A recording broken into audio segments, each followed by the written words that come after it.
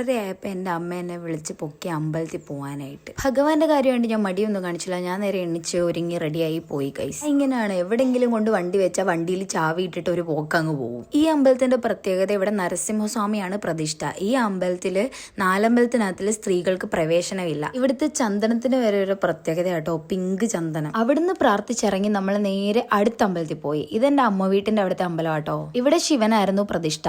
ഇവിടെ പ്രാർത്ഥിച്ചിറങ്ങി നമ്മള് അടുത്ത അമ്പലത്തിൽ പോയി. അത് ദേവീന്റെ അമ്പലം കേട്ടോ.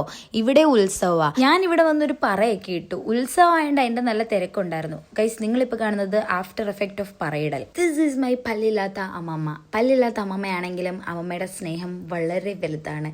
അത് അമ്മമ്മ എന്നിൽ പ്രകടിപ്പിക്കുന്നത് ഇങ്ങനെയാണ്. പക്ഷെ ഈ സ്നേഹത്തിന് എൻ്റെ അമ്മ പറയുന്നത് പിള്ളേരെ വഷളാക്കുന്നു എന്നാണ്. ഇന്നപ്പോൾ തൊട്ട് ഞാൻ ഈ ആനേനെ തപ്പി നടക്കുമായിരുന്നു. അവസാനം കണ്ടുപിടിച്ചു. ഇവിടുത്തെ ഒരു പ്രത്യേക ഉത്സവം കേട്ടോ. അത് നാളെയാണ്. ഞാൻ നിങ്ങളെ വീഡിയോ കാണിക്കാം. സ്നേഹം കിട്ടിയ സ്ഥിതിക്ക് അത് ചെലവാക്കാനായിട്ട് ഞാൻ എൻ്റെ ലോട്ടറി എടുത്തു. പിന്നെ ചിന്തിക്കടയിൽ കയറി കുറച്ച് സാധനവും വാങ്ങിച്ചിട്ട് ഞാനും അമ്മയും കൂടി നേരെ വീട്ടിൽ പോയി.